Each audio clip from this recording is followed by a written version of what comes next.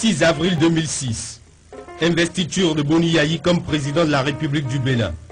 L'expression de la fierté d'une nation qui effectue un pas de plus sur le chemin de la démocratie. Puis, la réussite personnelle d'un homme. Le nouveau venu est couronné dans la paix et sous le regard de ses deux aînés, vieux routiers de la politique qu'il vient de battre à la régulière.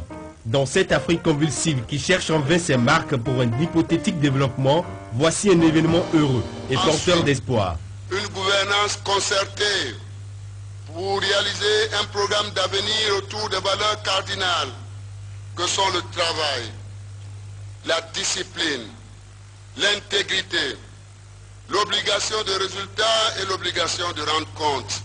Échange de tirs à balles réelles aux environs de 9 h ce matin. 6 décembre 2006. Dans les environs de la présidence de la République, des gangsters s'attaquent à un fourgon de convoyage de fonds. Les habitants de Cotonou ont cru cette fois-là à une réelle attaque au cœur même du nouveau pouvoir. Aux environs de 9h30, sur le boulevard de la Marina, il y a eu une tentative de braquage sur un véhicule de convoyage de fonds. Les malfrats qui sont mis en déroute ont dû abandonner leur véhicule.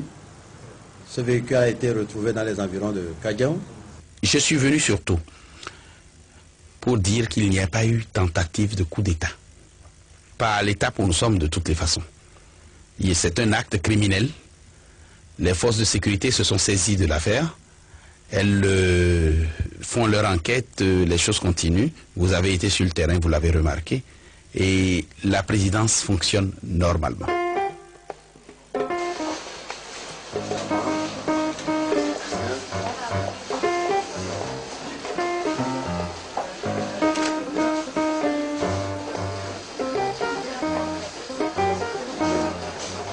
15 mars 2007. En tournée dans le centre du pays, une ramure d'arbres tombe sur la route qu'emprunte le président. Les communicateurs du palais y voient un attentat de la mafia contre leur symptôme de patron. Ils se ruent devant les caméras, s'emparent des micros, s'enflamment de mots et débitent leur indignation contre les criminels de leur hallucination. Oui, Rodrigue Azinogbe, dites-nous, est-ce qu'on peut savoir avec exactitude ce qui s'est réellement passé? Alors, c'est ce que la version, disons les versions qu'on a eues sur place quand on s'est rendu sur les lieux où l'incident s'est produit. On sait que le chef de l'État s'est rendu dans la commune de Ouessé, puisque hier c'était jour de marché de Ouessé. Le chef de l'État s'est rendu là-bas, bien sûr, pour faire sa campagne comme il le fait depuis quelques jours ici dans le septentrion. Alors c'est de retour de Ouessé aux alentours de 21h-22h que la voiture qui était en éclaireur devant le convoi du chef de l'État a été interceptée à un certain niveau. Il y avait des troncs d'arbres qui barraient la voie. Donc certaines personnes ou certains individus étaient en train d'opérer. Quand le convoi du chef de l'État s'est approché, ayant vu qu'on avait affaire à une situation qui n'était pas trop catholique, la garde rapprochée du chef de l'État a ouvert le feu. Il y a eu des échanges de tirs entre les deux parties, ce qui a fait fuir les assaillants. Après l'accalmie, le chef de l'État s'offre devant un aéropage d'opérateurs économiques l'occasion de renouveler en des termes particulièrement émouvants son engagement pour la lutte anticorruption. Si dans le passé on a géré le pays d'une autre manière, moi je ne veux pas le faire. Et je n'ai peur de personne, sauf de Dieu Tout-Puissant. Donc je vous préviens, je vous demande pardon d'accepter d'expliquer ce que j'appelle la gouvernance concernée, parce que, à force de vous écouter, moi-même j'ai entendu. Le ministre d'État m'a rendu compte, seconde par seconde, minute par minute, heure par heure, depuis l'étranger où j'étais, pour savoir comment ça se gère. Et je lui ai dit, vous m'avez parlé, maintenant je vais écouter les autres, pour que je m'assure que ce que vous avez dit est entendu, ou a été compris. Nous sommes au 16 juin 2007. Marche verte contre la corruption. Cadres, hauts fonctionnaires, ministres, membres de cabinet, etc., sous la conduite du nouveau chef de l'État, prennent les rues de la capitale économique, Cotonou. Ils affichent leur ras-le-bol et se démarquent de toutes les formes de mauvaise gestion qui gangrènent la vie nationale. Ils sont engagés pour une lutte sans merci contre le mal. Comme des houles marines, le pays entier se lève et marche à la suite des nouveaux dirigeants. L'espoir est à son comble. La marche. Vote, je dis bien vote. symbolise, vous l'avez imaginé vous-même, ce combat que vous menez. Ce cri de cœur qui vient de très loin, du Bénin profond, du Bénin de nos villes et campagnes. Je l'entends tous les jours. Je crois que nous sommes maintenant à la croisée des chemins. Pour moi, le bateau Bénin ne chavira jamais. Sous le poids écrasant de la malgouvernance et de la corruption, je vous parle du fond du cœur. Je veux être sincère vis-à-vis de vous. C'est dans ce combat impitoyable contre la corruption que nous allons y parvenir. Date du 30 juin 2009. Les partenaires financiers et techniques du Bénin exigent la publication des audits effectués sur les dossiers de l'État restés enfouis dans les tiroirs des structures de contrôle. Après quelques jours de tergiversation et de ronchonnement, le gouvernement du changement se résout à livrer quelques informations relatives à des fautes survenues lors de la réflexion du Centre international de conférences et du Palais des Congrès dans le cadre de la préparation du sommet de la SENSAD prévu à Cotonou. Cependant, des rumeurs persistantes font état de malversations bien plus étendues que celles qui ont été révélées par le gouvernement. Elles porteraient sur des surfacturations surréalistes, des bradages du domaine public à des amis et partisans, des délits d'initiés, des manœuvres frauduleuses dans l'attribution des marchés. Période de crise, pour nous donner confiance.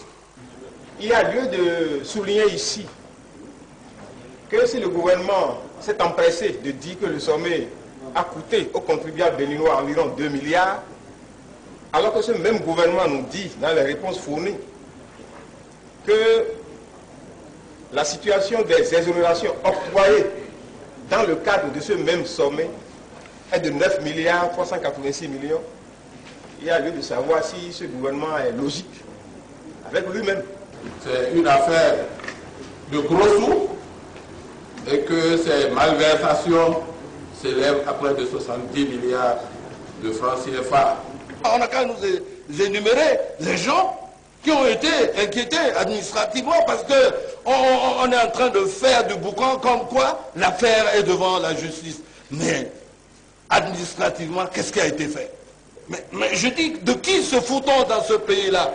Le ministre d'État chargé de la coordination de l'action gouvernementale cosméticise l'explication ardue. Il banalise au passage l'incident de parcours. Ils ont tenu à le faire, ils l'ont fait 9 jours après l'interdiction de leur marche contre la hausse des prix des produits de première nécessité, la privatisation de Bénin Télécom et le scandale de la SENSAD. Les différents secrétaires généraux des centrales syndicales sont descendus dans la rue ce jeudi 30 juillet. Date du 30 juillet 2009. Le soupçon sur les milieux du pouvoir. L'indignation est à son comble. Les travailleurs, sous la houlette de leur centrale, se voient interdire une première manifestation de rue. Le gouvernement finit par céder sous la pression des syndicalistes. Une marche des travailleurs du public et du privé, auquel se joint la société civile, a eu lieu dans les rues de Cotonou.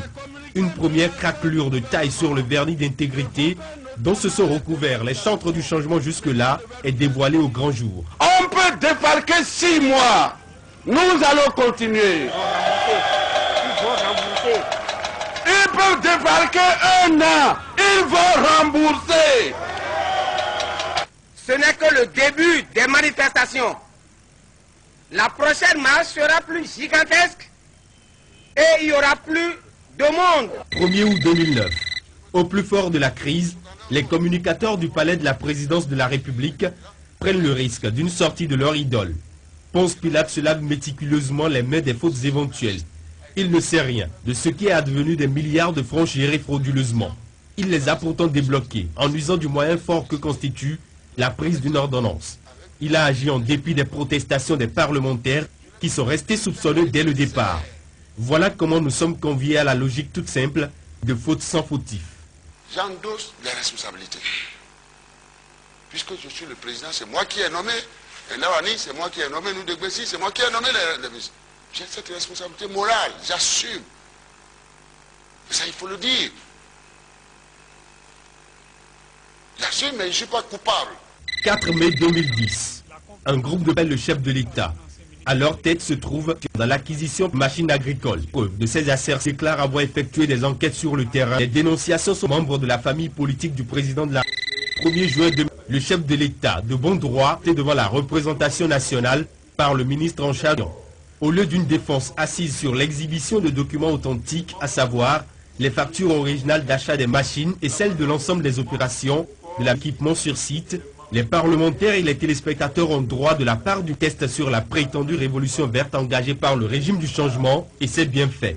La lecture soigneuse et bien articulée du ministre à la défense du gouvernement est écoutée de tous. Et chacun là-dessus se fait son opinion. Comparé au prix des mêmes matériels, voici les documents authentiques, ce n'est pas des photocopies, authentiques, dépliants sur tout ce qui est machine, etc., etc., avec les cartes de visite. Hein? Les cartes, ça, je n'ai pas inventé des fournisseurs. Et j'ai fait pour m'assurer des prix. Affaire ICC Services et Consorts. Au nombre des scandales qui ont jalonné les années du régime du changement, culte d'occasion, Sensad, machines agricoles, etc., diffèrent des autres par sa nature.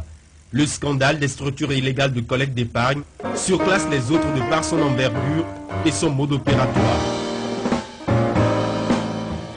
Si dans les premiers scandales cités, on s'en est pris à l'argent du contribuable, dans le scandale ICC Services et Consorts, les complices se sont jetés sur l'épargne des personnes privées, parmi lesquelles se trouvent des pauvres, voire des...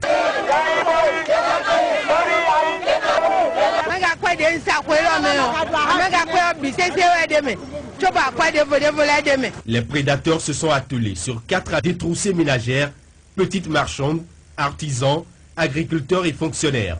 Ils ont dépouillé le retraité de sa pension et réduit au désespoir, à la maladie et à la mort, bon nombre de nos concitoyens. Bien entendu, ils en ont aussi pris auprès de ceux qu'il est convenu aujourd'hui de désigner gros déposants.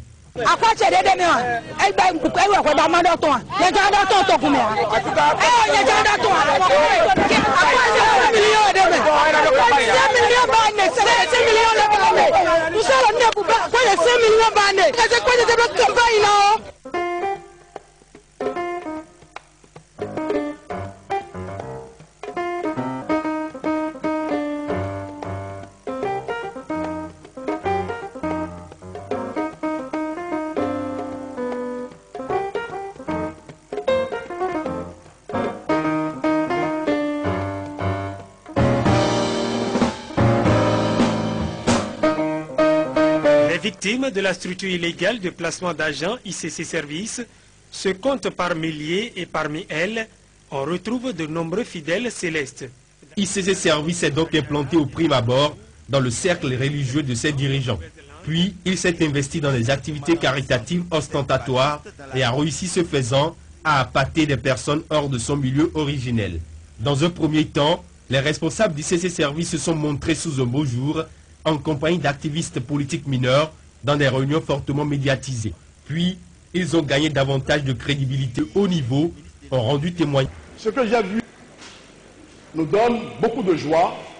Donc, rendre grâce à Dieu ce qui est fait et pour cette œuvre. Je voudrais vous transmettre les salutations chaleureuses du Père de la Nation, le président Boni Yayi.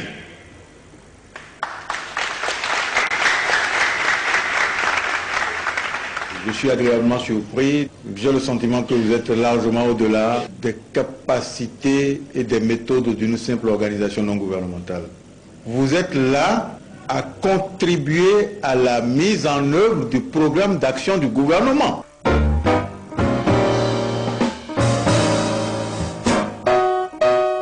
Le summum de la concrétisation est venu quand la haute autorité elle-même les a auréolés d'audiences chaleureuses, rehaussées de la présence de partenaires expatriés. C'est alors que les plus prudents et les sceptiques voient leurs doutes vaporisés par une puissante démonstration de crédibilité, la plus grande dont l'on pourrait jouir au sein d'une république. Plus rien ne peut arrêter la gigantesque machine à escroquer. Les bons témoignages des premiers déposants viennent renforcer la crédibilité largement conférée par l'image du premier magistrat de la République. Les fonds déposés sont colossaux et les personnes qui tombent dans le piège se comptent en dizaines de milliers. La ruée vers l'or est imparable. Les protestations de l'association des banques primaires Le summum de la concrétisation est venu quand la haute autorité elle-même les a auréolés d'audiences chaleureuses, rehaussées de la présence de partenaires expatriés.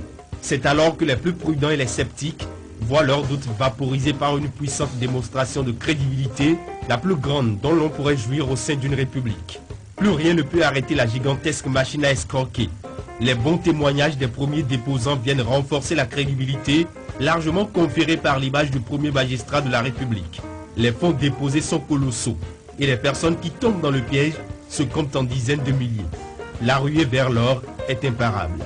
Les protestations de l'association des banques primaires sont pour un temps royalement ignorées par les autorités. Puis, une invitation polie et discrète est adressée à ICC Services et consorts afin qu'ils baissent les taux d'intérêt exorbitants proposés à leurs déposants. Ce qui n'empêche d'ailleurs pas ces mêmes autorités de nous déclarer aujourd'hui n'avoir pas autorisé et ne pas connaître les escrocs. À l'effondrement de la pyramide, la fébrilité dans les milieux du pouvoir est palpable. On envoie les ministres et autres auxiliaires politiques éteindre le feu qu'on a laissé couver 4 années durant et sur lequel on a soufflé soi-même sournoisement. Nous avons été agréablement surpris du fait que les populations elles-mêmes, je dirais même les victimes elles-mêmes ont compris. Les preuves que nous avons apportées, les exemples que nous avons donnés, toutes ces choses ont permis d'illuminer la conscience de ces populations qui pourront de bouche à oreille informer les personnes qui n'étaient pas à nos différentes séances. Dans la campagne en cours, il est aisé de noter le contraste entre les authentiques déposants qui souffrent d'avoir perdu de l'argent et les hordes dont le pouvoir loue les services pour le disculper et le féliciter de les avoir bernés. Monsieur le Président de la République, nous vous remercions en toutes les démarches que vous entreprenez et que vous voudriez bien entreprendre à l'avenir, dans le but de descriper l'atmosphère. Scrutez alternativement les visages des personnes à la gauche et celles à la droite de notre écran, et vous distinguerez aisément les déposants qui ont vraiment mal du reste. Le ministre de l'Intérieur et de la Sécurité publique, un des plus proches collaborateurs du chef de l'État, est limogé et mis aux arrêts suite à une confrontation avec le nommé Émile Tebbenou, un des présumés auteurs de la vaste escroquerie. Plusieurs autres responsables d'ICC Services sont arrêtés, ainsi que des membres de la famille du président de la République. Des collaborateurs à divers niveaux de la structure illégale de collecte d'épargne sont arrêtés. Quelques autres font l'objet d'avis de recherche. Les comptes bancaires des personnes morales et physiques supposées impliquées dans l'affaire sont bloqués. Leurs biens meubles et immeubles confisqués.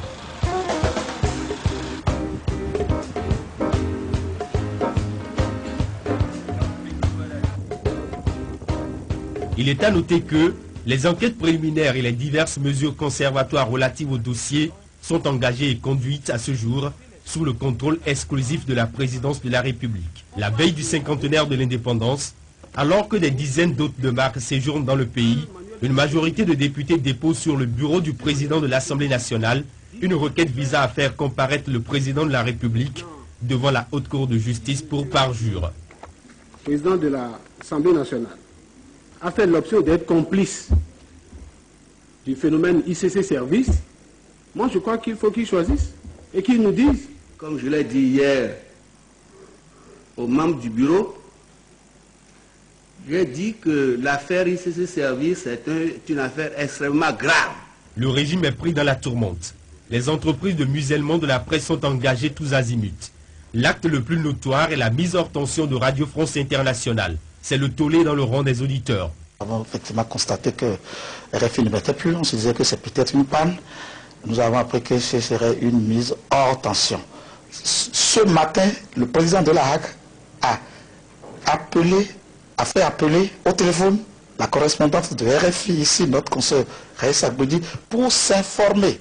Et il était là aussi. Il n'est pas une audition publique du tout. On peut se faire une idée de l'étendue de l'escroquerie qui a pourtant échappé à tous les services spéciaux et techniques de l'État pendant 4 années entières et qui a touché à l'ensemble des 12 départements du pays. Le discours du gouvernement et de ses nombreux turiféraires est cacophonique. On qualifie tantôt les déposants de complices de leurs bourreaux qui mériteraient d'être punis aussi. Tantôt, on reconnaît que les déposants sont des victimes fragiles que l'on s'engage à rembourser au plus vite. ICC Services et les autres structures qui ont organisé illégalement les activités de collecte et de placement de l'épargne publique sont en infraction flagrante de la loi et sont de ce fait passibles de sanctions pénales prévues par la loi.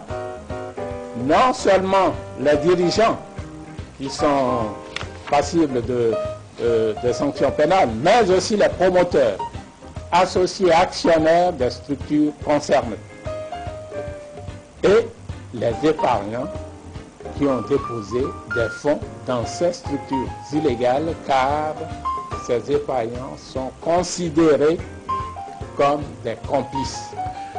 Donc, je veux dire que non, les mots sont très importants. Nous sommes en train de faire, n'est-ce pas, nous sommes d'accord avec moi que nous sommes en train de faire l'état des lieux. À la suite de l'état des lieux, on verra bien que les ressources collectées par les intéressés, encore disponibles sur leur compte, seront recensées. Les biens et les avoirs qu'ils ont seront également identifiés. Tout ceci sera mis ensemble et à partir de là, le comité de crise prendra des orientations pour des actions qui permettent d'assurer le remboursement des populations dont je répète qu'elles sont dans la détresse. Tous les discours relatifs au dossier ICC Services et consorts ont un dénominateur.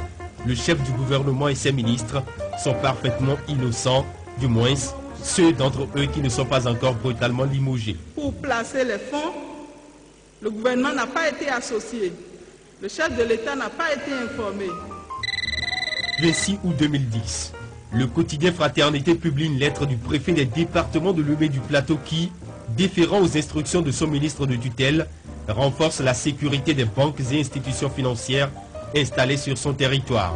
Parmi celles-ci figure ICC Services, aux côtés des banques primaires et autres institutions financières légalement établies. La lettre du ministre de la décentralisation n'a pas mentionné une liste de ces institutions. C'est en ma qualité de préfet des deux départements, donc je suis garant de la sécurité des populations et soucieux de protéger ces personnes et ces biens, encore que nous avons invité, n'est-ce pas, ces institutions et les responsables de la sécurité à prendre part à cette réunion. Donc même le service n'a pas pris part à cette réunion. Monsieur le préfet se hâte de s'expliquer devant la presse. Il assume seul la responsabilité de la sélection d'ICC Services parmi les institutions financières objet de l'attention de l'État, son ministre n'ayant pas joint à ses instructions une liste nominative des institutions dont il lui demandait de renforcer la sécurité. Le préfet s'est fort bien conduit. Autant il n'a pas jugé utile de vérifier la légalité des agences de la BOA, d'Ecobank, de la Financial Bank et autres. Il n'a non plus daigné s'assurer du caractère licite ou non des activités d'ICC Services, tout ayant pillon sur rue et exerce sous le regard de tous. Mais nous devons aussi comprendre les populations. Elles ont raisonné exactement comme leur préfet. Et quand bien même elles se tromperaient, elles font bien de se tromper en une si bonne compagnie. Maintenant, nous voudrions nous poser une série de questions sur l'épiphénomène qui fait tanguer le pouvoir du changement. Elles visent juste à nous faire réfléchir, car peut-être bien que nous ne leur trouverons jamais des réponses. Est-il possible que des personnes instaurent et conduisent tranquillement une collecte d'épargne en dizaines de milliards de francs, touchant des dizaines de milliers de citoyens, sur 4 années, sans qu'aucun des services spéciaux ou techniques de l'État en ait eu vent? Les 10 services pourraient-ils, le cas échéant, garder par devers eux des informations aussi graves que celles-là? Les financiers émérites qui nous dirigent peuvent-ils tous couper des sources des institutions pour lesquelles ils avaient travaillé, au point de rester dans l'ignorance de cette affaire jusqu'à l'alerte officielle de ces mêmes institutions? Si le garde des Sceaux, ministre de la Justice, a fait injonction au procureur général près la cour d'appel de Cotonou de se saisir du dossier et que ce dernier a manqué de le faire, serait-ce sans aucune explication à son ministre? Face au refus de s'exécuter de son collaborateur, le garde des Sceaux, ministre de la Justice, n'a-t-il pas rendu compte au chef du gouvernement de ce qui apparaît comme un manquement grave de son subordonné? Les bouteilles de vin à l'effigie du chef de l'État, servies à l'occasion de la Journée internationale de la femme, à la salle des fêtes de la présidence de la République, ont-elles pu passer inaperçues sous tant de regards? Les articles publicitaires destinés à la propagande du chef de l'État et qui ont été payés par le même Émile Tebbenou ne sont-ils connus des gens de cour du président de la République? Fallait-il plus pour détecter l'imposture et à éloigner les malfaiteurs si rien ne liait le pouvoir aux escrocs? Le soupçon de la connivence et du mariage incestueux entre l'État et les milieux mafieux peut-il être raisonnablement rejeté dans ces circonstances?